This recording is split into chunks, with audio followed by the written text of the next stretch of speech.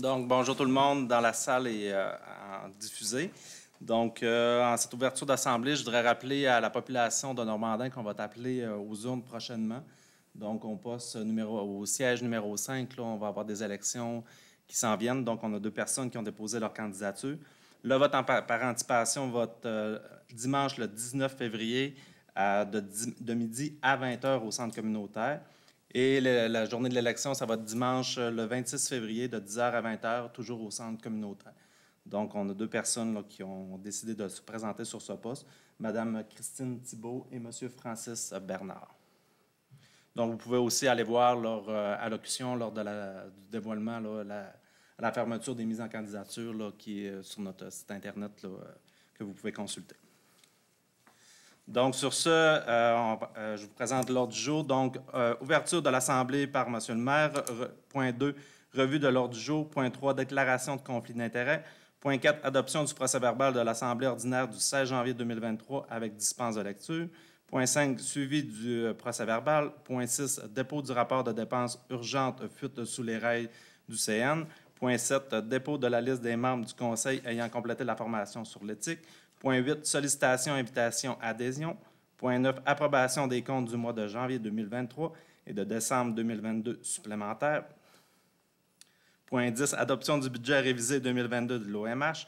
Point 11, adoption du budget 2023 de l'OMH. Point 12, Fonds participatif rural 2023, priorisation de projets. Point 13, Tourisme Saguenay-Lac-Saint-Jean, confirmation des dépenses pour le secteur, pour le site de tournage. Point 14, reporté. Point 15, adoption du second projet de règlement 591-2023, modifiant le zonage 424-2011. Point 16, projet de mise en commun du service d'ingénierie et abrogation de la résolution 2022-241. Point 17, ministère des Transports, balayage rue de... Excusez. Moi, j'étais parti à la course, moi, là. Point 17, ministère des Transports, balayage de rue par le service des travaux publics. Point 18, demande à la CPTAQ d'obtenir une extension d'1 an à la décision 427-896 rendue par la CPTAQ le 9 juin 2021. Point 19, demande à la CPTAQ pour le projet de développement domiciliaire de M. Maxime de Ménard Construction. Point 20, embauche d'un préposé au restaurant, d'une préposée au restaurant. Point 21, embauche d'une brigadière remplaçante. Point 22, proclamation de la Journée nationale de la promotion de la santé mentale positive.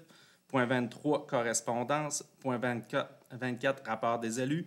Point 25, questions du public. Point 26, varia. Point 27, prochaine assemblée publique le 13 mars 2023. Point 28, levée de l'Assemblée. Donc, ça me prendra un proposeur pour l'acceptation de l'ordre du jour. Monsieur Bourgault. Merci, M. le maire. Alors, je propose que l'ordre du jour soit accepté tel que présenté, qu'il y ait la possibilité d'écrire de nouveaux items à l'ordre du varia jusqu'à l'écoulement de tous les items du tiers-ordre du jour. Je vous remercie, M. Bourgault. Bienvenue. Point 3, déclaration de conflit d'intérêts. Est-ce que j'avais des conflits d'intérêts autour de la table? Donc, je vous remercie. Point 4, adoption du procès-verbal de l'Assemblée ordinaire du 16 janvier 2023 avec dispense de lecture.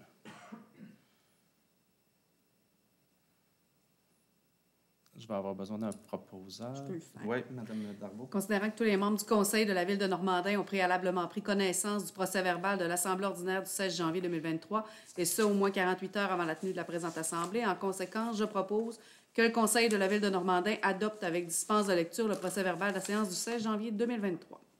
Merci beaucoup, Mme Darbo. Donc, le prochain point, c'est le rapport suivi au procès-verbal. Oui, suivi au procès-verbal. Est-ce qu'on avait des points? Je vous remercie. Donc, point 6. En fait, j'en ferai un, effectivement. Oui. OK. Je vais faire un suivi, effectivement. À la dernière séance, on avait fait le point sur la vie d'un citoyen, là, sur la tempête de neige qu'il y avait eu avant Noël, entre Noël et les jours de l'an. Et puis, on avait eu une date au départ qui était le 23 décembre. Finalement, c'était peut-être plus le 29 décembre, la tempête du 29 décembre qui était visée. On a fait aussi les vérifications. On arrivait à la même conclusion là, que selon les registres du déneigeur, ça avait été fait là, de façon régulière. Il n'y avait pas de rien dans les registres qui nous indiquait le contraire. Et donc, on rappelle là, l'importance dans ce genre de situation-là d'appeler le service d'urgence, les travaux publics à l'occasion. C'est peut-être la façon de le faire rapidement après les événements, parce que quand on arrive de 2-3 semaines ou même un mois plus tard, c'est difficile pour nous là, de faire une intervention. Donc, on rappelle aux citoyens l'importance là, d'aviser le plus tôt possible après ce genre d'événement-là. Notre service des travaux publics. Merci, M. Tremblay. Donc, point 6, dépôt du rapport de dépenses urgentes. Donc, c'est pour vous tenir informé que dans les 2 dernières semaines, on avait une fuite sur le réseau d'aqueduc. Donc, ça a augmenté de façon quand même assez importante le niveau de pompage au niveau des puits. Suite à ça, on a fait des recherches pour identifier la place de la fuite. Lorsque ça a été trouvé, on espérait que la fuite soit entre les rails et la coopérative, là, le centre de grains là, de la coopérative. Cependant, la fuite est sous le rail situé près du 595 rue Saint-Cyril. Donc, c'est vraiment sous les rails. Donc, cette fuite-là, qui est importante, demande des choses particulières par rapport il va falloir forer sous le rail pour pouvoir faire la correction de la fuite. Donc, cette super aventure-là nous amène des dépenses supplémentaires. Et on avait aussi une demande là, par rapport au Canadien national là, de rapidement exécuter les travaux sur le rail. Donc, pour éviter de fragiliser les infrastructures là, au niveau ferroviaire. Donc, il a fallu prendre des décisions rapidement. Fait qu'en fonction là, de l'article 593.2 de la loi de Cité et des villes, là, la dépense, j'ai autorisé les dépenses là, pour qu'on aille chercher un sous-contractant là, pour pouvoir faire le forage. Donc, juste cette opération-là, on parle d'un montant de 39 000 là, qui va être affecté à cet élément-là. Et j'ai demandé aussi là, au responsable des travaux publics, M. Paré, qui me fasse un estimé là, au niveau des coûts. Donc, l'ensemble des coûts là, devrait s'élever autour de 88 000 là, pour réparer cette fuite là, sur notre réseau d'aqueduc. Donc, étant donné l'urgence et la fonction d'y aller rapidement, là, vous comprendrez là, qu'il n'y a pas eu d'appel d'offres qui ont été faites. Et je me devais de vous faire un rapport là, à la première assemblée suivant la situation. Donc, je vous expose la problématique en date d'aujourd'hui. Donc, voilà. Je ne sais pas s'il y avait d'autres éléments là, que M. Tremblay, on pourrait porter à l'attention de la communauté. Ça serait correct comme ça. Donc, on va être dû pour une petite révision budgétaire, là, probablement au courant du mois de mars. Donc, le point 7, dépôt de la liste des membres du Conseil ayant complété la formation sur l'éthique. Monsieur Tremblay.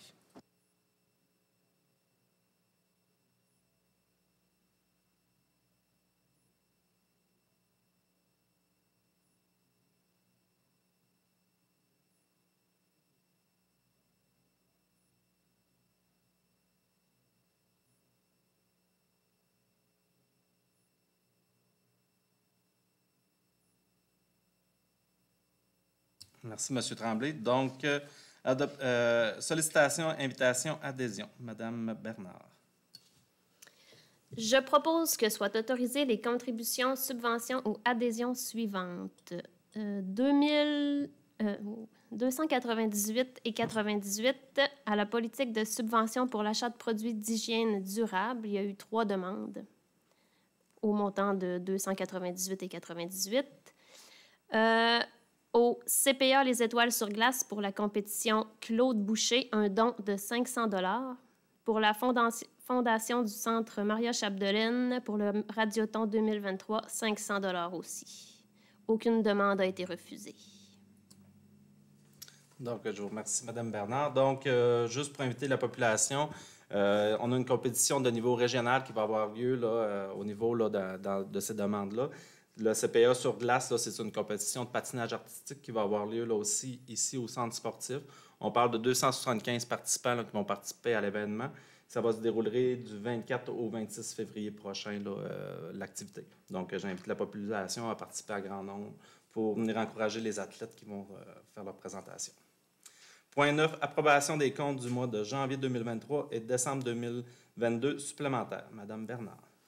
Considérant que les élus responsables ont analysé les comptes du mois de janvier 2023 et décembre 2022 supplémentaires et que tout est conforme aux politiques actuellement en vigueur inhérentes aux achats et dépenses, considérant qu'il y a lieu d'accepter les comptes du mois de janvier 2023 et décembre 2022 supplémentaires et d'entériner les comptes préautorisés et ou contractuels, le tout selon la liste remise à tous les élus par le directeur financier de la Ville de Normandin. En conséquence, je propose que le conseil municipal approuve et entérine le paiement des salaires, des allocations de dépenses, des achats ainsi que des comptes contractuels et ou préautorisés du mois de janvier 2023 pour un montant de 464 749,73 et décembre 2022 supplémentaire de 99 549,29, le tout tel qu'il apparaît sur les listes préparées en détail et déposées à chacun des membres du Conseil de ville de Normandin après avoir été vérifié par l'élu mandaté à cette fin.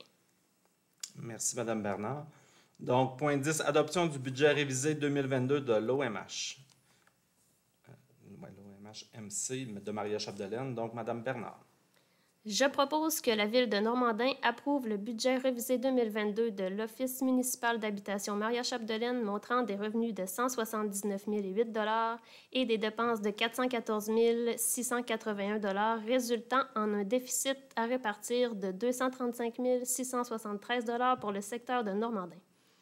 Comportant les ensembles immobiliers numéro 1684 et numéro 2669, que la Ville de Normandin accepte de conquérir au déficit prévu de 2022 pour un montant de 23 567, soit la proportion de 10 % convenue au protocole d'entente signé avec la Société d'habitation du Québec. Que la Ville de Normandin accepte de concourir pour un montant estimé de 9 443,88, soit 10 % du montant des subventions versées pour le programme de subvention du logement. Que la Ville de Normandin accepte de conquérir au déficit prévu de 2023 pour un montant de 17 941, soit la proportion de 10 % convenue au protocole d'entente signé avec la Société d'habitation du Québec, plus une réserve de 3 000 $ pour les imprévus. Merci, Madame Bernard. Donc, point 11, adoption du budget 2023 de l'OMH-MC. Madame Bernard. Je propose que la Ville de Normandin approuve le budget 2023 de l'Office municipal d'habitation Maria Chapdelaine, montrant des revenus de 180 605 $ et des dépenses de 360 024 $, résultant en un déficit réparti de 179 419 pour le secteur de Normandin, comportant les ensembles immobiliers numéro 1684 et numéro 2669, que la Ville de Normandin accepte de concourir au déficit prévu pour un montant de 17 941 $, soit la proportion de 10 % convenue au protocole d'entente signé avec la Société d'habitation du Québec, que la Ville de Normandin accepte de concourir pour un montant estimé de 9 043,88, soit 10 % du montant des subventions versées pour le programme de subvention du logement. Merci, Madame Bernard.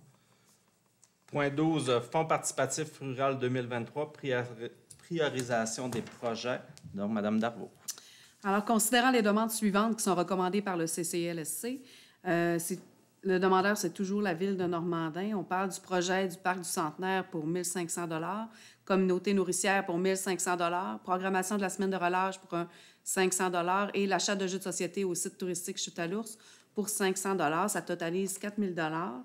Là-dessus, il va rester un 8 000 $ qui va aller en appel de projet là, pour... ça devrait être sous peu là, dans l'écho de la municipalité. Alors, surveillez ça pour les organismes. En conséquence, je propose que le conseil municipal accepte d'agir à titre de partenaire de projet dans le cadre des demandes faites par les organismes nommés précédemment. Merci, Madame Darvaux. Donc, c'est ça, c'est vraiment dans l'édition là, du mois de février là, qu'il va y avoir tous les organismes qui ont été supportés en 2022. Puis aussi, les démarches, là, vous pouvez vous référer aussi à Mme Julie Fortin, là, qui est responsable là, d'accompagner les organismes là, dans cette démarche-là. Point 13, Tourisme Saguenay-Lac-Saint-Jean, confirmation des dépenses pour le site de tournage. Madame Bernard. Considérant que la Ville de Normandin a opéré le site de tournage du film Maria Chapdelaine à des fins touristiques au cours de la saison estivale 2022 en collaboration avec le Musée Louis Aymon, considérant que la Ville de Normandin a défrayé le coût des dépenses relatives à l'opération du site de tournage du film Maria Chapdelaine, s'élevant à 47 969,08 considérant la demande de tourisme Saguenay-Lac-Saint-Jean d'obtenir la preuve des sommes engagées par la Ville de Normandin pour les opérations du site de tournage du film Maria Chapdelaine dans le cadre de la subvention provenant de l'entente de partenariat régional en tourisme. En conséquence, je propose que la Ville de Normandin confirme à Tourisme Saguenay-Lac-Saint-Jean qu'elle a défrayé une partie des coûts pour l'opération du site de tournage Maria Chapdelaine pour un montant s'élevant à 47 969,08.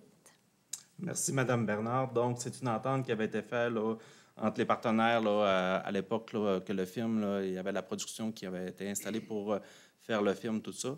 Donc, on s'entend qu'il y a eu la période COVID entre les deux qui a modifié plusieurs choses.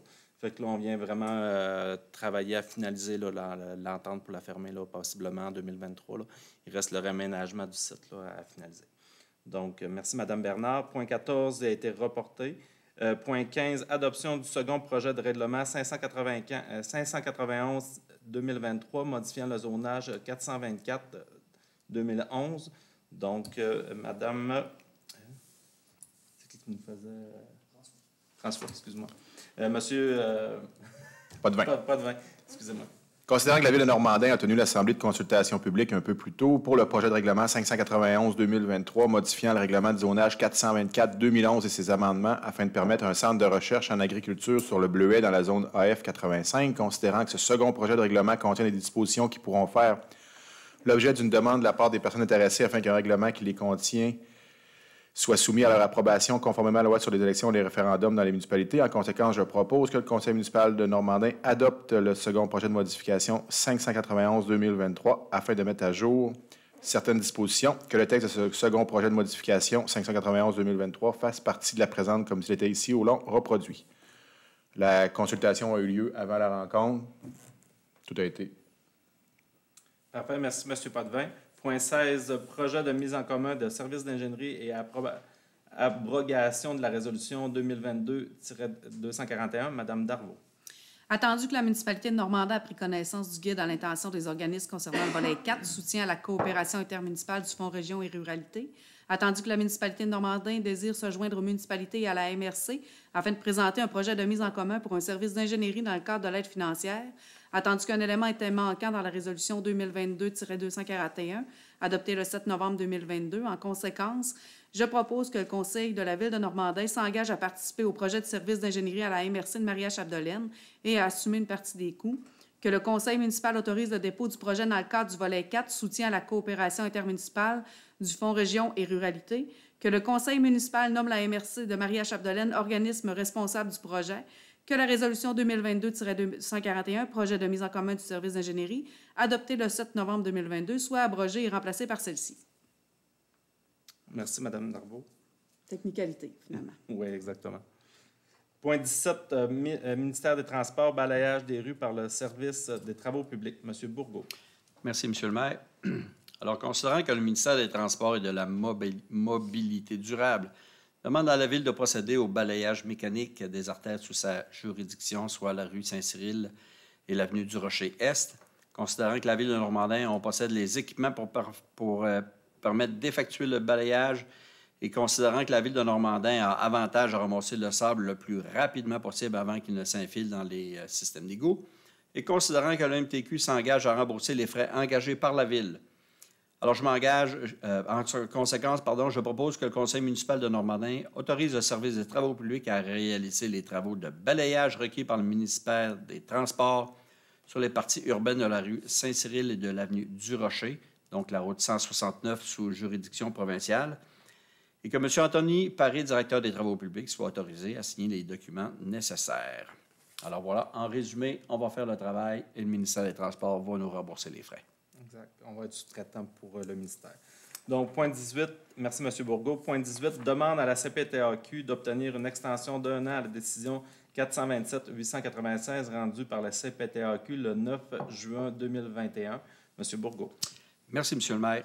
Alors, considérant que la CPTAQ a déjà rendu une décision 427-896 dans le dossier de demande d'exclusion de sa zone agricole, une partie des lots 330, 79 66 355 48 68, 355 49 42, 536 92 99 et 355 48 73.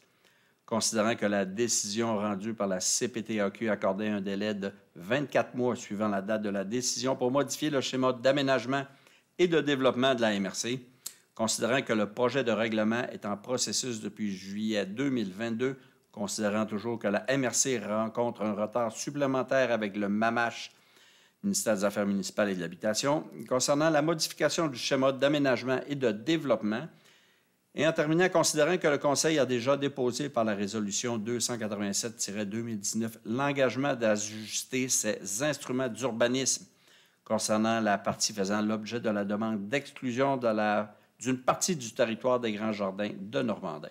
Alors, en conséquence, je propose que le Conseil municipal de la Ville appuie la demande de la MRC Maria-Chapdelaine et demande à la CPTAQ d'autoriser un délai d'extension d'1 an à partir de la future date de décision. Voilà, M. le maire, ça concernait l'urbanisme au niveau des terrains du secteur des Grands Jardins pour l'étude de la Commission de protection de territoires agricoles. Exactement, c'est la zone en avant des Grands Jardins.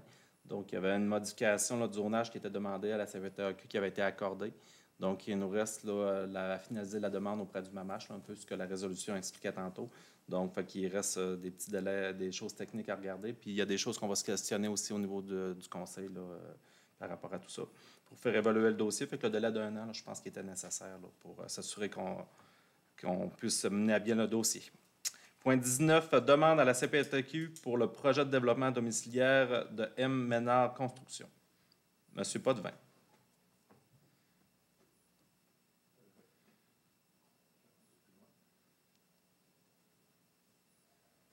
Considérant que le développement domiciliaire a agrandi dans le périmètre urbain pour le carré Marie-Brassard sur une superficie d'environ 1,9 hectare, considérant que ce projet nécessite une conduite émissaire en zone agricole permanente d'une longueur d'environ 330 mètres, en conséquence, je propose que le Conseil de la Ville de Normandin accepte de faire une demande à la CPTAQ pour la construction d'un émissaire d'eau pluviale sur le terrain de la ferme Junique incorporée pour le projet de développement domiciliaire du carré Marie-Brassard.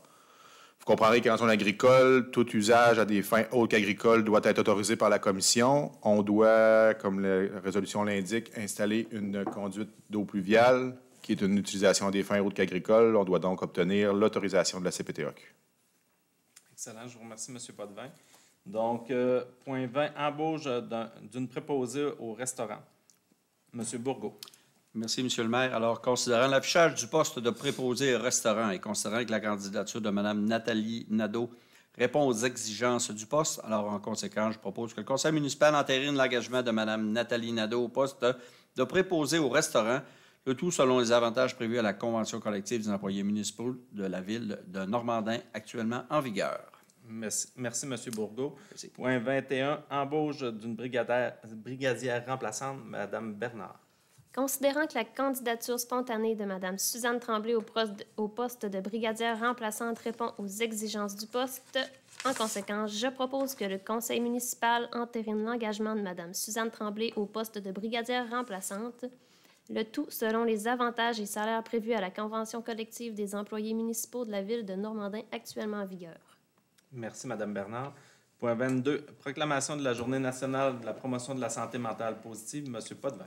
Considérant que le 31 mars 2022, les élus de l'Assemblée nationale se sont prononcés à l'unanimité en faveur de la reconnaissance du 13 mars comme Journée nationale de la promotion de la santé mentale positive, considérant que le mouvement Santé mentale et ses organisations membres lancent en cette journée leur campagne annuelle de promotion de la santé mentale sous le thème « Créer des liens et être bien entouré », considérant que dans le cadre de cette campagne, de nombreux outils favorisant le renforcement de la santé mentale de la population vous sont offerts tout au long de l'année, considérant que la promotion de la santé mentale positive vise à accroître et à maintenir le bien-être individuel et collectif de la population et à favoriser la résilience, considérant qu'il a été démontré que les municipalités peuvent jouer un rôle de premier plan pour favoriser la santé mentale positive de leurs concitoyennes et concitoyens. En conséquence, je propose que le Conseil municipal de Normandin proclame la Journée nationale de la promotion de la santé mentale positive et invite les citoyennes et citoyens ainsi que toutes les organisations et institutions de la municipalité à faire connaître les outils de la campagne annuelle de promotion de la santé mentale sous le thème « Créer des liens et être bien entouré ». Merci, M. Potvin. Point 23, correspondance. Oui, donc 3 éléments. en correspondance ce mois-ci. Premièrement, une lettre d'opération Nez Rouge ayant pour objet là, de remercier la Ville pour son appui à sa campagne 2022. Deuxièmement, le ministère des Transports et de la Mobilité durable. L'objet de la correspondance étant le suivi de notre demande de transfert de gestion de la route Saint-Joseph et de l'avenue du Rocher, donc le lien Ladoré-Normandin, au ministre des Transports et de la Mobilité durable. Et troisièmement, une correspondance du ministère de l'Environnement, de la lutte contre les changements climatiques, de la faune et des parcs, dont l'objet est, c'est une lettre d'information sur la subvention de 1 316 346 $ accordée à la Régie des matières résiduelles du Lac-Saint-Jean dans le cadre du programme sur la redistribution aux municipalités des redevances pour l'élimination des matières résiduelles pour l'année 2022. Donc, évidemment, nous, via la MRC, là, on fait partie de la Régie des matières résiduelles du Lac-Saint-Jean. C'est tout. Merci, M. Tremblay. Donc, rapport des élus. Je vais commencer avec les conseillers. M. Potvin. J'ai rien de particulier. M. Bourgault. Oui, M. le maire. Alors, 31 janvier, ça a été pour moi une rencontre du Comité de sécurité publique MRC à Dolbeau. Et puis, ce soir, j'arrive là, d'une rencontre là, de la Corporation de développement économique du Géant. C'est tout pour moi. Merci. Merci, M. Bourgault. Mme Bernard. Moi, j'ai rejoint quelques comités au mois de janvier, dont celui de la Chambre de commerce qui travaille fort sur la foire commerciale qui s'en vient en avril. La programmation va sortir dans les prochains jours. C'est tout. Merci, Mme Bernard. Mme Darvaux. Moi, c'était surtout concentré pour les ressources humaines en lien avec le poste de DG. Merci.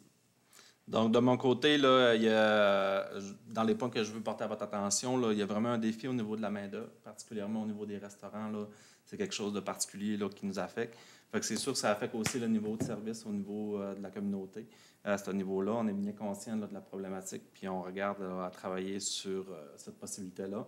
On ouvre aussi dans les prochaines semaines, vous allez voir dans les cours de cette semaine, de ce mois-ci, entre autres, tous les postes en affichage pour le saisonnier. Donc, la période de recrutement là, pour les emplois d'été là, débute là, sous peu. Fait que j'invite la population à venir contribuer là, au succès de l'organisation là, durant la période estivale et de déposer là, vos plans. Entre autres, là, pour le site touristique là, de la Chute à l'eau, là, on a plusieurs postes là, saisonniers qui sont en ouverture. Donc, au niveau de la MRC, j'ai participé à une journée là, au niveau de l'habitation, une journée, entre autres, là, que le ministère était là, le MAMACH qui était là, donc au niveau des affaires municipales. Donc, on a une réflexion qui s'est faite là, au niveau de l'habitation. On sait que présentement, là, dans notre communauté, il y a une problématique là, de taux d'occupation au niveau du logement. C'est plutôt difficile de ce temps-ci de se trouver un logement. Il y a un coût de construction là, aussi au niveau des infrastructures. Là. On a des nouveaux infrastructures qu'on avait mis au budget. Cependant, là, il peut y avoir des questions à se poser parce que le coût, c'est comme dans tout, là, c'est en augmentation. Et dans les prochaines semaines, on va sûrement travailler là-dessus, là, dans ces réflexions-là. Il y avait aussi, là, au niveau de cette journée de réflexion-là, toute la problématique au niveau des garderies. Nous, à Normandin, là, je trouve qu'on est quand même bien desservis. On a plusieurs organisations de ce côté-là. Cependant, là, au niveau MRC, là, il y a une problématique de ce niveau-là. Et il y a des projets pilotes, là, comme à Saint-Thomas, qui vont voir le jour prochainement, là, qui vont être mis en place là, pour justement offrir des places en garderie. Au niveau de la régie intermunicipale Géant, le mois passé, là, on a nommé M. Jerry Piquette là, au niveau de la direction générale par intérim. Donc, c'est lui qui va assumer là, la direction. On se rappelle qu'au courant de la dernière année, on a rajouté des nouvelles fonctions là, à ce niveau-là. Je ne sais pas si la population était au courant, mais on a ajouté là, la régie Géant qui comprend les 5 municipalités de notre secteur. Et on a rajouté là, 5 personnes à l'organisation qui sont au niveau de l'inspection et, en bâtiment, puis aussi au niveau des eaux là, qui étaient là. La plupart, c'était des employés qu'on avait ici aussi, mais on s'est regroupés là, pour assurer ces services-là au niveau de notre communauté. Donc, on avait besoin de quelqu'un là, pour assumer la direction générale. Donc, ça va être M. Jerry Piquette. Puis après ça, donc, on est vraiment là au niveau, on a formé un comité de gestion du personnel, puis on était vraiment en travail au niveau de la structure. Et aussi, là, au niveau de la régie, là, il y a eu la rencontre. J'ai eu des rencontres au niveau de la sécurité, pas nécessairement au niveau de la régie. Là. Au niveau de la sécurité incendie, qu'il y a eu le dépôt des rapports d'intervention qui ont été faits là, en 2022 sur notre territoire. Fait que peut-être dans une prochaine assemblée, là, M. Bourgault, on pourra peut-être apporter un petit résumé là, à nos citoyens là, de ça. Et au niveau sécurité civile, là, le retour, il y a eu un peu un retour là, au niveau des événements du 23 décembre. Nous, à Normandin, là, on était chanceux. Là, on a eu une interruption de courant, mais de seulement quelques heures. Mais c'est ça, fait qu'on a profité, là, une réflexion là, au niveau MRC là, avec des gens là, du gouvernement au niveau de la sécurité civile, là, pour voir comment interagir tout ça. C'est une réglementation là, une fois par année là, de se re-questionner à ce niveau-là. Et aussi, dans le mois de janvier, là, il y a eu 2 jours là, au niveau de la gestion des actifs. Donc, c'est une formation là, que j'ai participé avec M. Anthony Paré là, au niveau des travaux publics. Donc, toute la réflexion, la planification de nos actifs qu'on a sur notre territoire. Notre réseau il est vieillissant au niveau des eaux, autant au niveau des eaux potables que des eaux usées. Fait que, on le voit là, présentement avec la fuite là, qu'on a actuellement. Donc, il y a vraiment une problématique à ce niveau-là. Fait que c'est peut-être d'apporter notre réflexion à un autre niveau là, pour peut-être anticiper ça au niveau de ces actifs-là. Donc, ça ressemble un petit peu à ça là, au niveau de mon rapport d'information au niveau du maire. Puis vous allez voir là, dans mon mot de l'écho de ce mois-ci, là, je parle un petit peu au niveau de la santé, là, que je vous donne des points d'information. Fait que sur ce, on passera au point numéro 25, questions du public. Est-ce qu'on a des questions? Je vous invite à vous avancer au micro, s'il vous plaît. Aucune question? Okay. Au point 26, Varia. On n'avait pas d'autres points qui avaient été soulevés? Non. Prochaine assemblée publique le 13 mars 2023. Donc, en point 28, ça me prendra quelqu'un pour proposer la levée de l'Assemblée. Je vous propose la levée de l'Assemblée à 20h32.